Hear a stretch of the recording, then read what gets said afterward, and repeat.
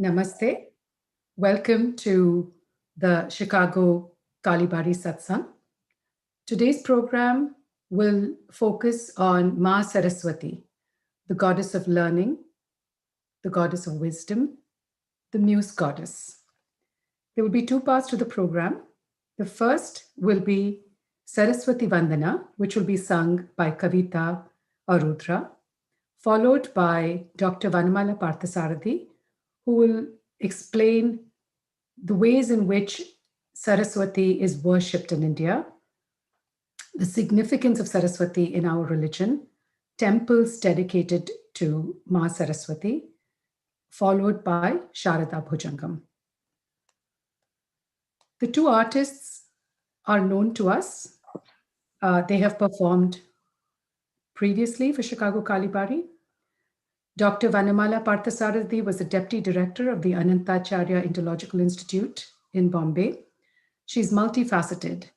She's a scholar, she's a writer, she was a dancer, she's a classical musician, and loves bhajans.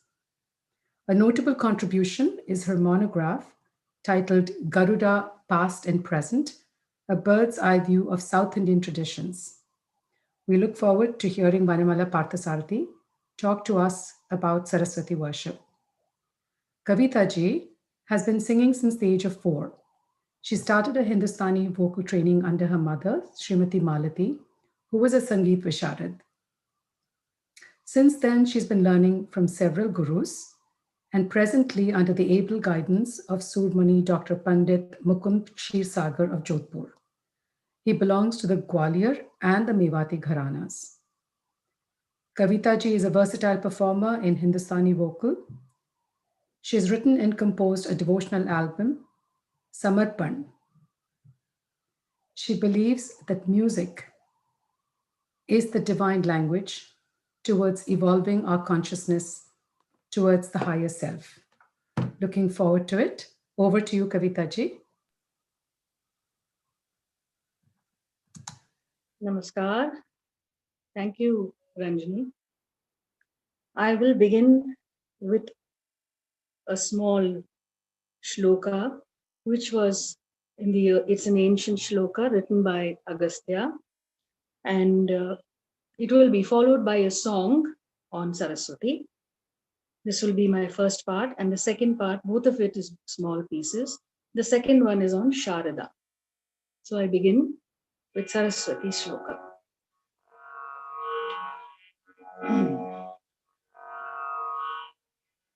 Ya Kundendu Tusharhar Dhavala Ya Shubhra Vastra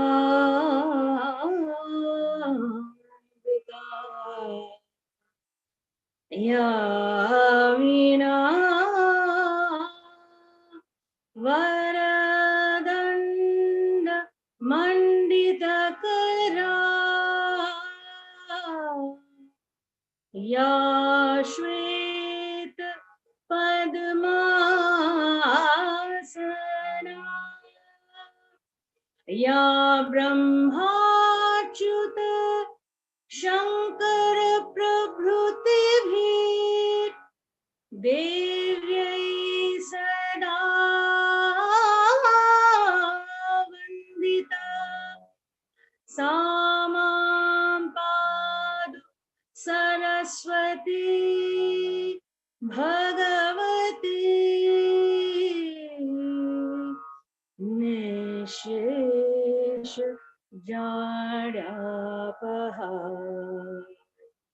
Shri Sharade Shubham Varade Shri Sharade Shubham Varade Shri Sharade Shubham Varade Shri Sharade Shubham Varade Matrupe स्वरनिनादे मातृरूपे स्वरनिनादे मातृरूपे स्वरनिनादे मातृरूपे स्वरनिनादे Shri शारदे शुभं वरदे श्री शारदे शुभं वरदे श्री शारदे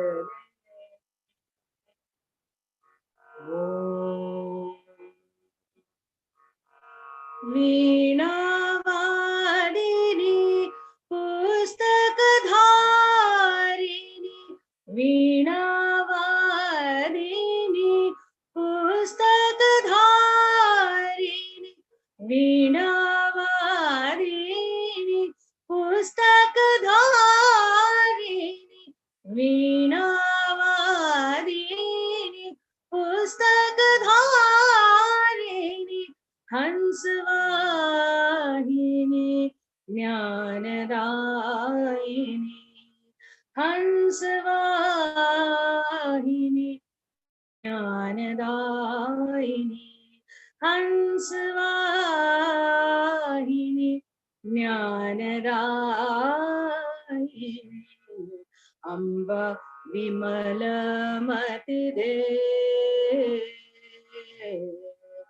अम्ब विमलमतिदे श्री शारदे शुभं वरदे श्री शारदे शुभं वरदे श्री शारदे शुभं वरदे मातृरूपे स्वरनिनादे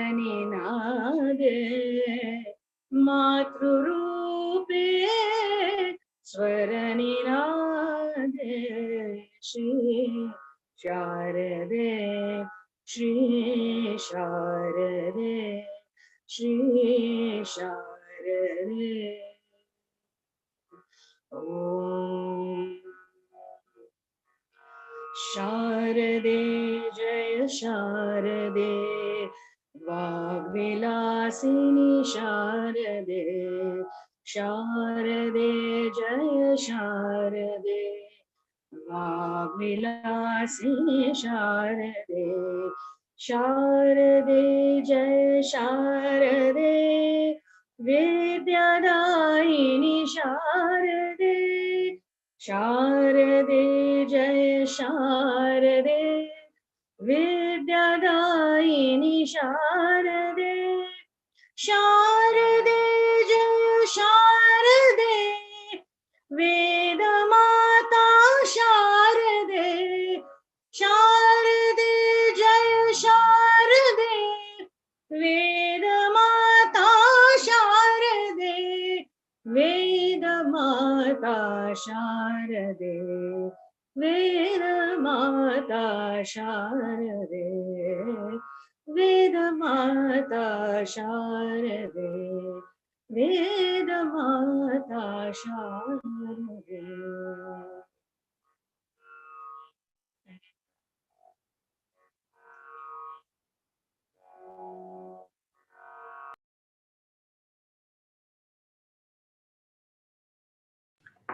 Namaste. I'm grateful to Chicago Kalibari for having given me a second opportunity to participate in the satsang. The title of my talk is Saraswati, the Muse Goddess. Now, Kavita ji has sung 2 bhajans and a shloka on Saraswati, which probably would have given you some kind of a rough picture. And I would be talking about as a muse goddess, how she is worshipped. And I have divided my talk into these divisions. There'll be introduction, and then worship and her popularity, in other countries like Japan and Southeast Asian countries, and the temples and legends in India. And I will be talking about the Sharada Peeth in Kashmir. I will be talking about Kuttanur Saraswati in Tamil Nadu, Mookambike in Karnataka, and Sharada in Karnataka, and Dakshina Mookambike in Kerala. And I would talk about, and other places, a few of the temples I'll be mentioning. It will be one at Basar in Telangana, and other smaller temples, and the festivals celebrated for Sharada and Saraswati, Sharada or Saraswati, and her representation, her visual representations in sculpture, pictures, paintings, etc. I would be talking about that, and I would be concluding my talk with the recitation of chanting of Sharada Bhujangam.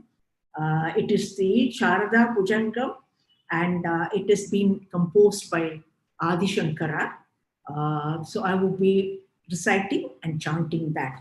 Now, the title, as I said, is Saraswati, the Muse Goddess. When I say Muse Goddess, somehow I keep remembering the 9 Greek muses, and in Greek civilization, how they had the 9 muses, and they were all goddesses, and they presided over arts, including music and literature. It is said that an artist or a poet would pray to this particular muse to inspire him to take up the task or create a song or create a literary work or something like that. Now, just as we do in India, is the same way we always pray to Saraswati, and the children are always taught this song, taught this prayer, little prayer, which actually is a part of the 21 shlokas attributed to sage Vyasa. In fact, Yakundendu is one of the verses, and the other verse is Saraswati Namastubhyam Varade Kamarupini Vidyarambam Karishyami Siddhi Bhavatu Me Sada. Now, this shloka is taught to all students. In some of the places, it is actually a prayer in some of the schools. And now, Saraswati is, of course, you know what she is. I mean, she is the consort of Brahma, and she's she's full of wisdom, and she gives her devotees all the wisdom, the learning, knowledge, art, speech, and music, even any creative art. It could be painting, it could be sculpting, it could be any art. Now, she has other names too, like very often we refer to her as Saraswati, but there are other names too.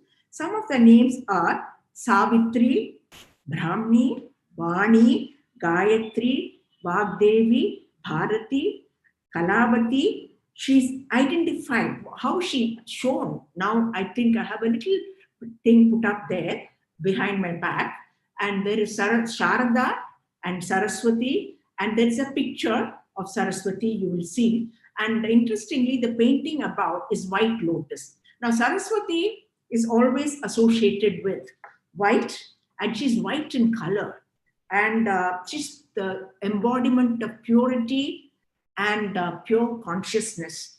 And she has a white lotus, she has a veena, she has an akshamala and palm leaf manuscripts. Her mounts are swan and peacock. It's interesting to know the swan, according to the Hindu tradition, when you keep milk and water, the swan will not take the water but just take the milk. In other words, the essence of the truth. Okay. It is also mentioned that the word Saraswati means a flowing one. Originally, she was a river goddess, and was during the Vedic times. And they say that the Saraswati river disappeared after some time, and a lot of work has been going on trying to revive that and find out the source and the course, etc.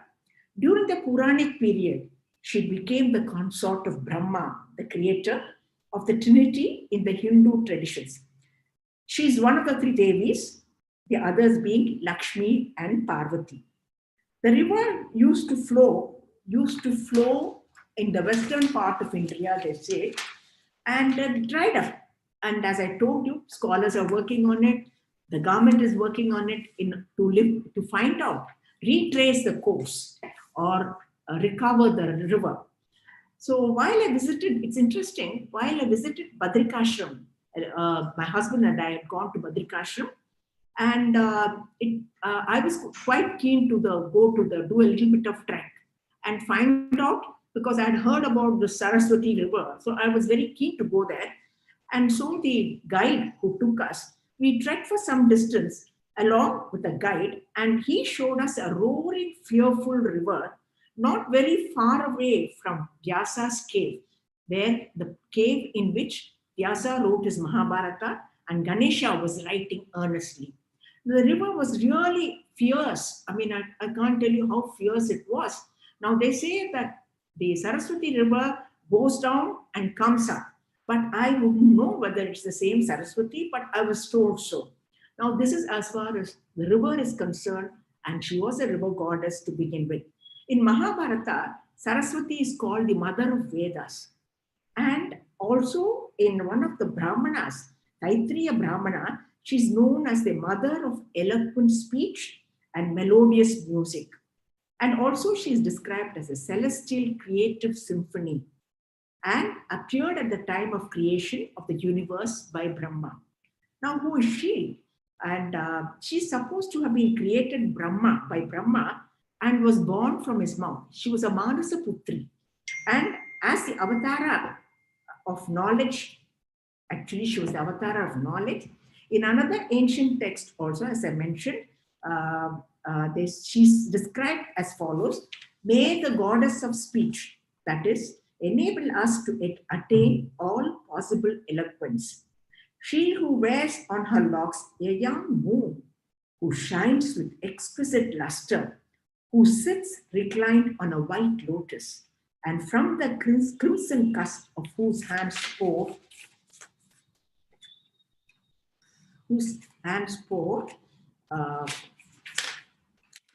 radiance on the implements of writing and books produced by her favor.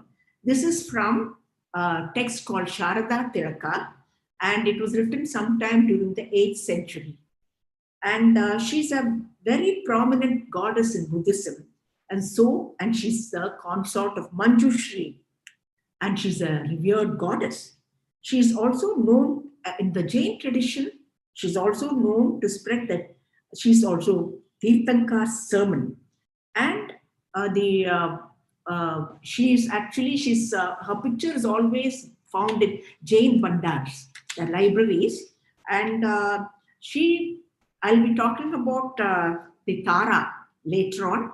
And just now, I will talk about the worship and what kind of worship she receives in the different countries. Now, here in Japan, the concept traveled from India to China and then to Japan.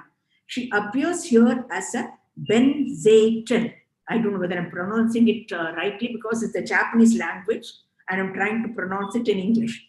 She's shown holding a biwa or a Japanese lute. She's enshrined in many locations in Japan, in the 3 biggest shrines in Japan. In Thailand, in ancient literature, Saraswati is called Thai Suratswati, goddess of speech and learning and consort of Brahma. Amulets of Saraswati and a peacock are found in Thailand. Now in Cambodia, Saraswati is honored with invocations among the Hindus of Angkorian Cambodia, that is 10th, 11th century inscriptions, according to the inscriptions. She and Brahma appears in epigraphy from 7th century onwards. She is praised by Khmer poets for being the goddess of eloquence, writing, and music. She is referred to as Bhageshwari and Bharati in Yashovarman era in Khmer literature. Now we come to Indonesia. Indonesia she's known as Vatu Gunuk. The last, and at that time, the Vatu Gunuk is actually the last day of the Paukon calendar, and it is devoted to Saraswati, the goddess of learning. For books and reading is not allowed. Balinese Hinduism, she is important goddess, same attributes as iconography in Hindu texts.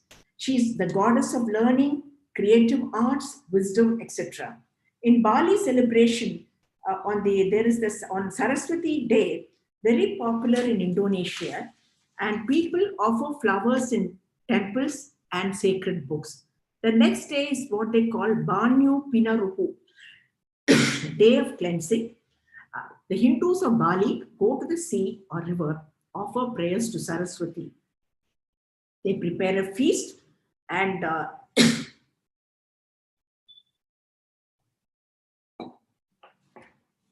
they prepare a feast, and it's called Bebeku Betutu and Nasi Kuning. In recent times, it is celebrated. They also have dance and theater performances. In Tibet, she is known as goddess of music, Tara of music, and consort of, as I told you earlier, Manjushri. She is one of the 21 Taras. She is considered as the peaceful manifestation of the glorious goddess, Palden Lamu. She was a meditational deity in the 14th century of a Tibetan monk, Son Gumpa. He composed a devotional poem to her. Now we come to the worship part of it and the temples and legends.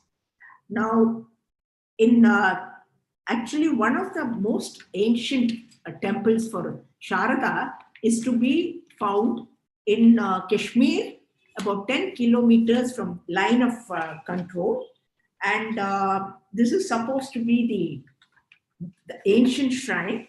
And it is said that actually in fact, Adi Shankara went to Kashmir, and they say that there were 4 pitas. I mean, the pita, there were 4 thrones, and each had to be occupied by the scholar, the greatest scholar. And so it so happened that there was nobody from the south, and Adi Shankara went there, and all the 3. She was welcome there, but all the 3, the so-called the doorways, or the symbolizing the doorways, the thrones were there. He could not occupy the southern one because of the sorry.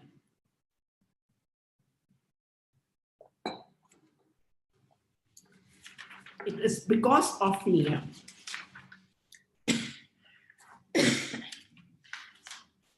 sorry.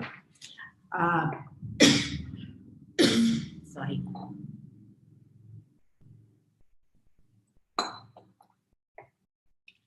And she could not occupy the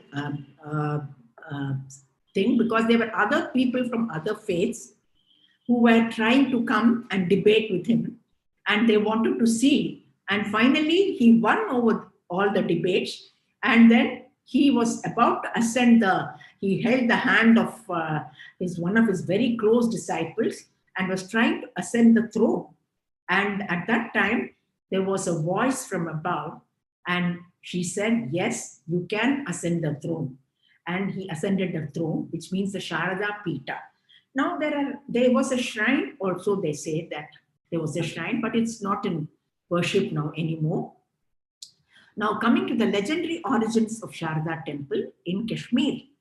This is Sharada. There's a work called Sharada Sahasranama. It was a manuscript written in Sharada script. Sharada language was there and script was also there. And it was passed on by the last Purohit of the temple.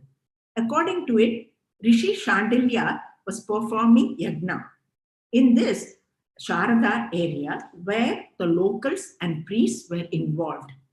During the yagna, a beautiful woman appeared, introduced herself as Brahmini, and wanted to participate. and that she and her companion wanted to have food as they had come from a long distance. Chandilya had come from Chandilya welcomed her, but told her that she cannot be given food as the yajna had to be completed and the priest fed. Brahmini got enraged and she announced that she was Vak, the Vedic goddess and divine mother. She said Paramatman, whom Chandilya was worshipping, was none other than her essence. In her anger, she changed herself into Neela Saraswati, blue in color, with weapons and clouds and proclaimed that she would absorb the world. This was the furious aspect of Sharada, the Saraswati or Sharada. Chandilya was shocked and was very scared and also remorse. And he collapsed and he died. The goddess revived him with Amrita because she felt bad. She had compassion for the devotee, and so she revived him. And the goddess revived him with Amrita, and she transferred into a benign form of Saraswati. She addressed him as her son and told him that she was pleased with his devotion. She told him to ask for a boon, asked her, and he said he wanted her to give back life to the dead. Many people had died in that. Restore the village and forest. Saraswati did so, asking him to build an ashram near Madhumati river. It's called the present day Neelam river. And she took her abode in Sharada Peeth. Now, another version is there. Chandilya prayed to goddess Sharada with fervor, and she appeared, told him that she would show him in a real divine form. She wanted him to go with her to Sharada forest. His journey was filled with miraculous experiences. He had a vision of Ganesha. He reached Neelam river and bathed there. When he got out, his half body had turned golden. Subsequently, showed him her triple form, Sharada, Saraswati, and Vagdevi, and invited him to her abode. When he drew water from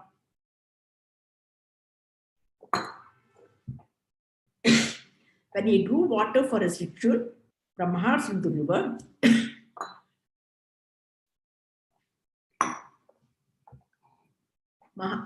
half the water turned into honey and became a stream, and hence called Madhumati stream.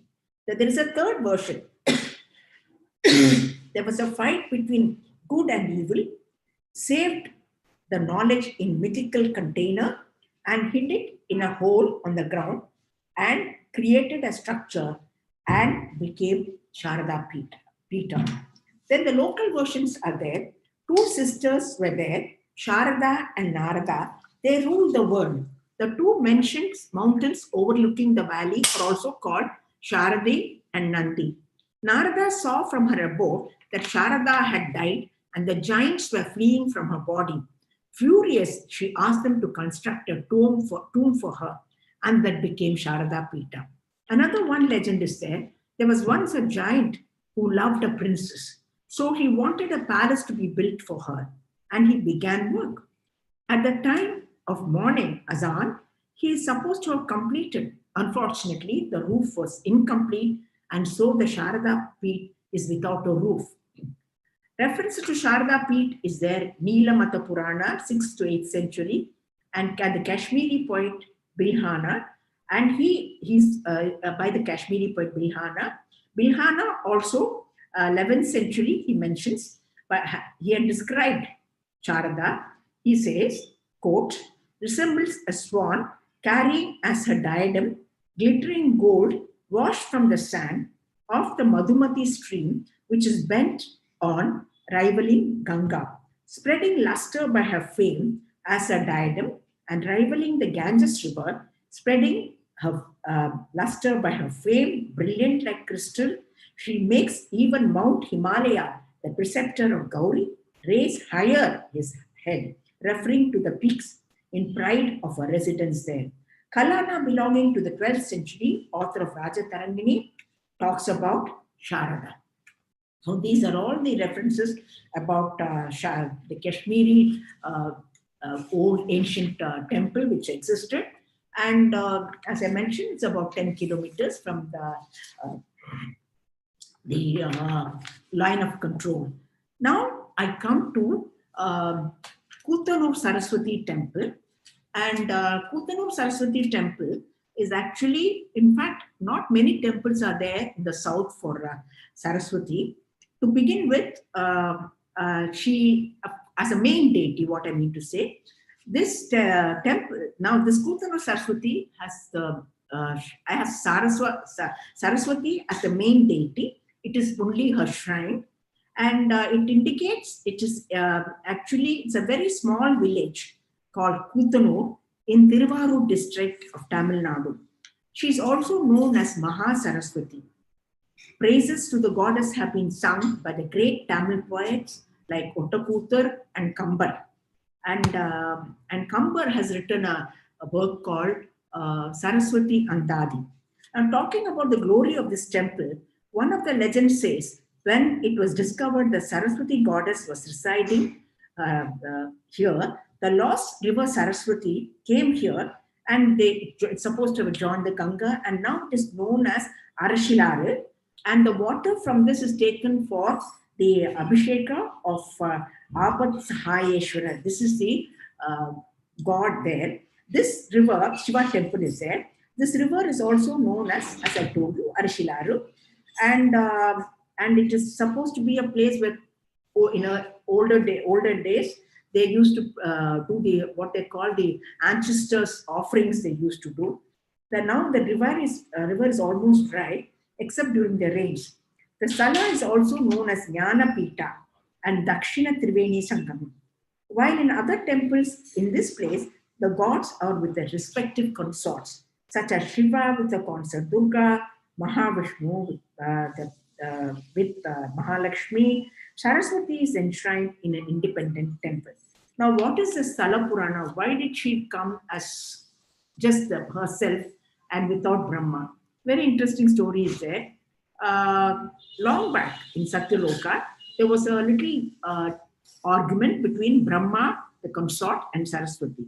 Now, Saraswati said, she was quite proud, and she said, Satyaloka gained its importance, and Brahma did not, because of her, it had gained importance. Brahma did not accept it and told her that because he was the creator, Satyaloka has got its prominence, and because Saraswati is his consort, she has got the prominence. She has gained glory, otherwise she wouldn't have gained glory. This conversation and dialogue escalated, and it posed a great problem. Eventually, they started cursing each other. And they said they will be born in Bhuloka, that is the earth. And they are born as the children of a Brahmin couple called Punya Kirti and Shobhanai. The son was Bahukantan, and Shraddai was the daughter. When they came of age, the parents began looking out for matches for their daughter and son. It was that time the two children realized who they were in the past, and now that they were siblings, so they cannot go back to the original status, as a husband and wife. The parents earnestly prayed to Shiva. Shiva appeared and told the daughter, that is actually the Saraswati, who has come born as the daughter of the family, that she will remain as Saraswati independently and would gift the devotees with learning. There is no Murti of Brahma here.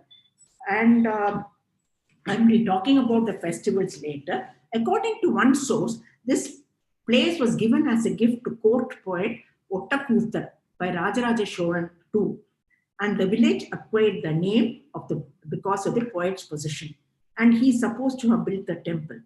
And one of the great freedom fighters of Tamil Nadu, Subramanya Bharati, also is supposed to have visited the temple and worshipped Saraswati. The Murti, the main deity Saraswati, she wears a white clothing, as I told you, seated in Padmasana on a white lotus, is forearmed.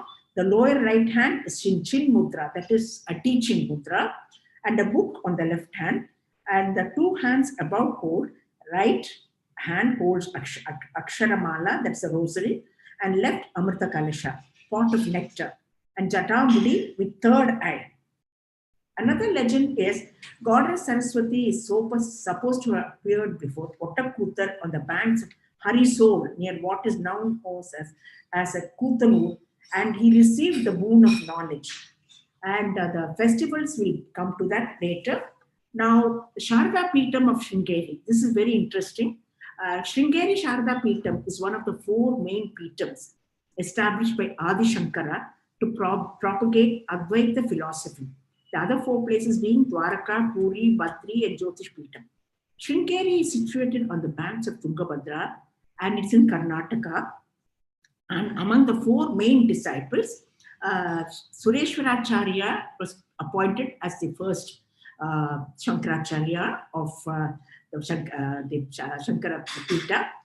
And hagiographic story is, according to the hagiographic story, Adi Shankara, during his extended tour all over the country, happened to see a pregnant frog being protected from the hot sun by a hooded snake. Seeing this, Adi Shankara felt this was a holy place where the natural enemies live in harmony, and he decided to establish a mata here. Rishi Shranga of the son of sage Vibhandaka is associated with this place too. And it is said that Sureshwaracharya was the same Mandana Mishra. Now, I won't go to a lot of details of Mandana Mishra. Mandana Mishra was a great philosopher and a very great scholar. But he believed that karma was very important, the yagas, etc. Karma kanda was important. And of course, Adi Shankara's was a different philosophy. So it is said that Adi Shankara installed the Sharadamman made of sandalwood in standing posture till Vijayanagara period, and then a golden statue seated was installed. Now, Sharada is none other than Saraswati, who was born as Ubaya Bharati, and she actually was the wife of Mandana Mishra. There was, according to Shankara Digvijayam, it is told that Shankara was engaged in a debate on Vedanta with Mandana Mishra, and whosoever the debate had to sort of had a condition that whosoever lost the debate will become the disciple or victor or the winner. Now, Mandana, the well-known Vedantic expert, asked the two rishis, Jaimini and Vyasa, to be there to decide the debate. It was decided that, but then Uma Bharati, wife of Mandana Mishra, it was decided that she would become the judge. And as she was considered and accepted as the incarnation of Saraswati, Adi Shankara proposed to announce his point of view of unity of all existence. Sat Chit Ananda is one ultimate truth, existence, conscious, bliss, absolute. While Mandana Mishra, as I told you, said that Karma Kanda constitutes the steps to moksha. Ubaya Bharati put a garland of flowers on the neck of Adi Shankara and her husband Mandana Mishra. When the flower garland fades, the person will be the loser. Mandana Mishra lost and he undertook sannyasi. Ubaya Bharati gave bhiksha to both of them, accepting them as sannyasis. While Adi Shankara was praised by Ubaya Bharati, she told him that he cannot be considered as full winner, as she would put him to test. The debate lasted for 17 days, finding him unbeatable in all areas of philosophy. An idea struck her. She wanted to check him on Kama Shastra, and he was a celibate from boyhood. Adi Shankara accepted and asked for a month to take up the challenge.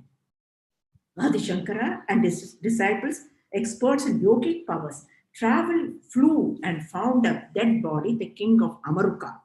Adi Shankara discussed with his disciple as to how he plans to enter the body of the king, go through the experience of a married person, and re-enter his body that would be safeguarded by his disciples. Padmapada, one of his disciples, agreed, but told about the pitfalls that could be possible.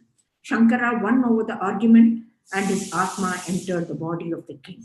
The ministers of the king realized that a very noble person, soul, had entered the king's dead body. So they ordered all the unclaimed corpses to be burnt. In the meantime, the stipulated period of 1 month was over, and so the unguarded corpse of Shankara was set to fire.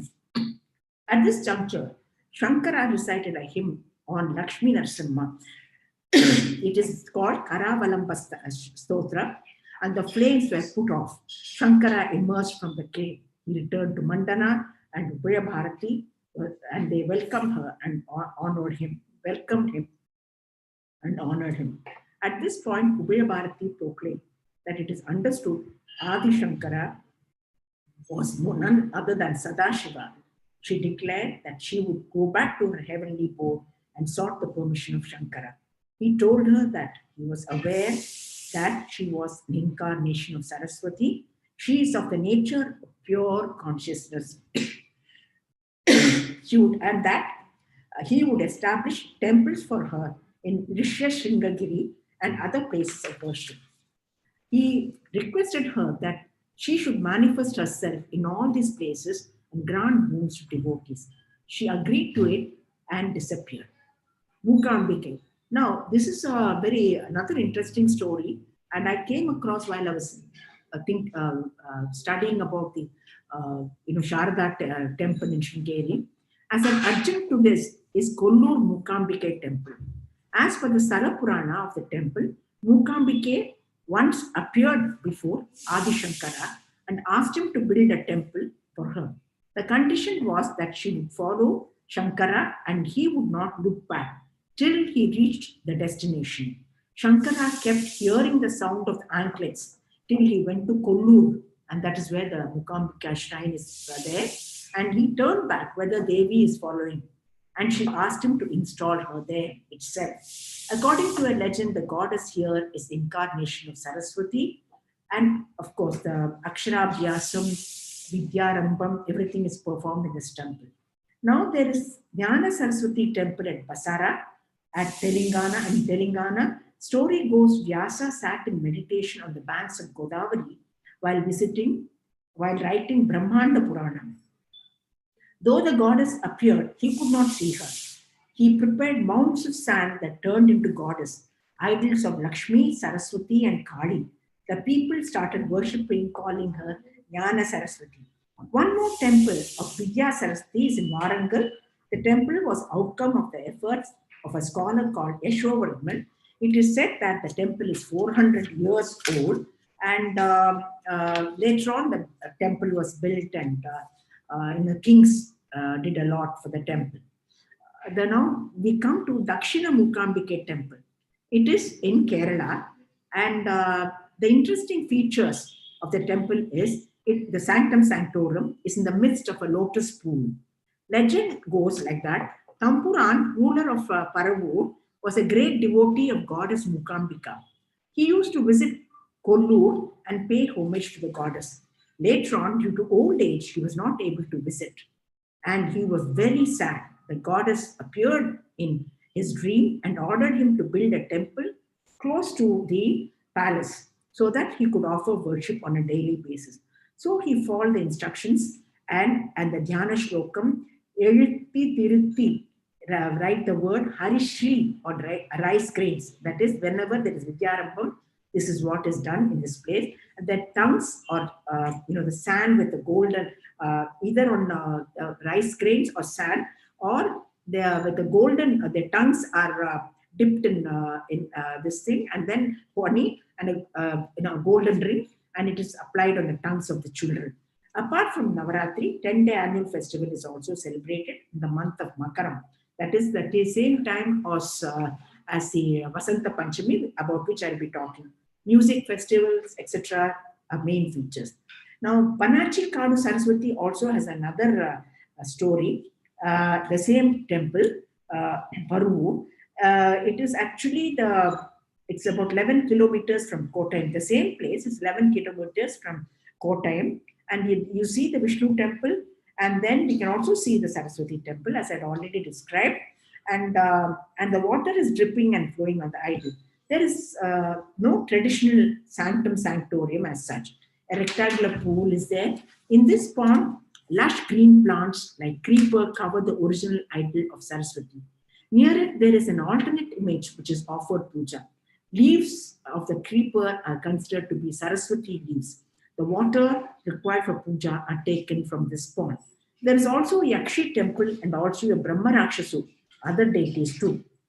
According to the one of the Malayalam works, Idihya Mala of Kotarati Shankunni, a detailed description of the temple is given, and he places the temple for more than 1,000 years old. Now the story goes that there were three Brahmin families who took care of the temple. They were called Kirapuram, Karunadu, and Kalimko. From these families, a respectful Brahmin was disappointed because he did not have a male issue. So he proceeded towards Ganga to have a holy bath. On the way, he stayed in Kondur, and Devi appeared before him, asked him to go back to his village. She told him a lady in the Karunatillam is now pregnant and she will have twins. One of them should be adopted by him. Next day, he had a bath, worshipped Devi, and left. In his palm leaf umbrella, there was Devi's blessing and power. When he reached, that is Panachikadu, or the same as Parur, the palm leaf umbrella became stiff. A godman appeared and asked him, and the power of the Devi should be installed in this place. An idol which was deserted was lying there. The Brahmin was told to incarnate the power of Shakti in this old idol, which was worshipped by godmen many years ago with supernatural power. Long back, and now such people are not available now. An alternate idol has been installed. It is believed that the water from the feet of Vishnu, that the holy water flows into the shrine of Saraswati. People from various parts come here, irrespective of religion. For Vidyarambam, ghee enriched with Saraswati mantra is given to the devotees. Every day, early morning puja is performed. Saraswati Shuktam is chanted. Durgashtami Day, special puja for textbooks, literary works, and Thai Aliola of ancient wisdom. And on Vijayadashmi Day, they are returned to the owners. Eminent writers like Kartika Tirunal, Ramavarma, Maharaja, and many others have visited and attended bhajan. A.R. Rajavarma was dumb during childhood, but became famous as a writer and expert in oration by the blessing of the goddess. Many artists visit to seek help from her. Now, we now come to the last this thing of the festivals part of it. Now, what are the festivals connected with Saraswati? One of the very important festivals connected with special worship to her takes place during Navaratri on the 9th day, Navami.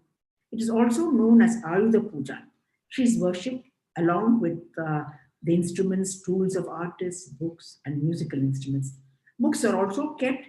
Shandanam and Kunkumam, sandal and Kunkumam, vermilion, are kept under goddess' feet to receive her blessings. And since the books are kept for worship, generally it is believed that one should not read on that day. So, in fact, it's very funny that children will really feel happy on that day because they don't have to study or read in South India. So, Vijayadashmi Day only they'll start the Vidyarambam.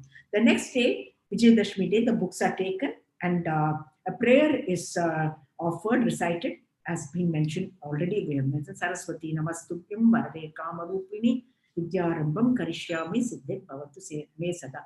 Here in South India, we also recite a prayer to Hayagriva, again, manifestation of Vishnu with a horse's head. And we recite that shloka also along with Saraswati Puja. Ayudha Puja is also celebrated on the same day. All the tools, vehicles, etc. are washed, cleaned, and decorated with flowers, smeared with sandalwood paste and kumkumam. Shundal, which we prepare in the south, either with white chickpeas or black chickpeas. Medu vada, that is vada, and another sweet dish called suyam is also prepared. Kadalaiparappu payasam is also prepared. That's a sweet dish. It's called, in Odisha, it is called Ayudha Puja, Khande Navami in Maharashtra. Dasara is celebrated on a very grand scale in Mysore, involving the royal household. In Kerala, it is called Ayudha Puja, and it lasts for 2 days. The first day is called Puja, keeping the instruments, etc. for worship. The next day is called Puja Eduthu, removing. In villages, martial arts and folk dramas are performed. Folk dances are performed. In Maharashtra, Vijayadashmi Day, the leaves of Shami tree, Aptya, it's believed that these leaves represent gold. People exchange these leaves. Vidyarambam takes place on Vijayadashmi Day in Kerala, Tamil Nadu, coastal Karnataka. It's a kind of initiation into the learning to write. In Tamil, it's called Mughal Elithu. Interestingly, in Odisha, Kadi Chuan is celebrated on Vasant Panchami Day, signifying birth of Saraswati, that is celebrated very grandly during. On a place of rice grains, a child is taught to write under the guidance of a guru. A mantra is written on the child's tongue with gold, and it is believed Saraswati's grace will be obtained. Ganesha is also invoked. Ceremony is performed by the maternal uncle, father, or brother of the father. The child is made to write Om, sometimes followed by Panchakshari mantra Namah Shivaya. In Kerala, Harishri Kanapatiya Namaha is used as the mantra. Jnana Saraswati Temple of Basar in Telangana, children are brought for Vidyarambam Aksharabhim. It's a very great festival. At this part, I would like to mention that the Haigriva Shlok, as I mentioned earlier, the Haigriva Shlok is always recited in the south. What is Vasant Panchami? It's a festival prepared for the arrival of spring. It is celebrated in the Magha month, that is of Hindu lunisolar calendar, that is January, February. In the south, it is called Sri Panchami. And in Bali and Hindus of Indonesia call it Hari Raya Saraswati, Great Day of Saraswati. It is dedicated to Goddess Saraswati. She symbolizes creative energy and power, including longing and love. Here, the karma is not what the karma we are talking about, passion. It's the love. The agricultural fields look beautiful with yellow flowers, the mustard crop. Hindus usually associate it with Saraswati, and it is regarded as a favorite of her. People dress up in yellow clothes and also share yellow colored sweets. Saffron rice, yellow rice is also prepared. Children are encouraged to learn on this day, write first words, and some study or create music. The day before Vasant Panchami, Saraswati temples prepare plenty of food. In the temples and educational places, worship is offered to Saraswati images. Many schools even arrange special prayers for Saraswati to receive her blessing. Poetry is read, music concerts in honor of Saraswati are held. In Nepal, Bihar, eastern states, as well as West Bengal, Tripura, and Assam, many devotees visit the temple of Saraswati. In Bangladesh, holiday is declared in major educational institutes. As I said, Odisha too, special puja and homas, yajnas are performed for Saraswati. She's the Sri Panchami because she's considered as a mother aspect of one goddess Devi. There is a legend relating to Vasant Panchami to other deities such as Kama. In some parts, Shiva and Parvati are also worshipped on this day. Kite flying also takes place in some parts. The Gujarat government has encouraged Saraswati Puja in schools on Vasant Panchami Day. There is, now we come to the visual representations of Saraswati and Sharada. I had already mentioned about the Saraswati Tilaka, which talks about the representation of Saraswati. Now we go into the iconography of Saraswati. There are some texts which prescribe as to how the image should be made. Now, as far as Saraswati is concerned, most of the texts agree on the same principles. Now, here the of course she got four. There are agamas that way. Then there are various. Now, for instance, there is a Sutta Samhita of Skanda Purana that says she has a jata mukuta with a crescent moon, neck of blue color, and 3 eyes. Veena of Saraswati is known as Kachapi. Single ground gold veena was popular in Gupta period, and we find this Ajanta paintings attached to the veena. Ajanta paintings. The veena is attached and hung on shoulder while playing. In the Hoysala period, such sculptures are to be seen and came to be called as Saraswati Veena. One is called Kachapi and the other is called Saraswati Veena. She's also depicted in a vehicle in a virile form of Mahasaraswati. Mahatmya, Devi Mahatmya mentions her as one of the forms of Trinity, Mahalakshmi, Mahakali, Mahasaraswati. There's a Dhyana Shloka, the powerful warrior of the arm, with trident blouse, plowshare, pestle, discus, coach, bow, arrow, and bell. Now there are other texts also. Now Saraswati is regarded more as a Vedic deity, so folk forms are not popular. One of the earliest forms of Saraswati holding palm leaf text is traced to 2nd century AD in Kankalitila, near Mathura in UP. Seldom we find in Gupta sculptures, Chalukyas, Pallavas, Rashtrakuta, and Paramara periods. Seen not many though, we don't see many. The Paramara period has one of Saraswati playing Veena, Raja Bhoja's period of Raja Bhoja, seated in Leelasana, and it is in Houston Museum. During Chalukya's period, they were placed in what they call Deva Koshtas, a niche-like structure. In Agarharas, the image was placed in the shrine and worship. Exclusive ornate temple for Saraswati is in Trikuteshwara temple in Gadag near Dharwad. Life-size image of goddess in Padmasana. Ganadasis, the guild of sculptors. Now, the Trikuteshwara temple, the shrine has been vandalized, so there's hardly anything to be seen there now. In Bagali image, Saraswati is in Padmasana with 4 hands, palm leaf text, and Akshamala.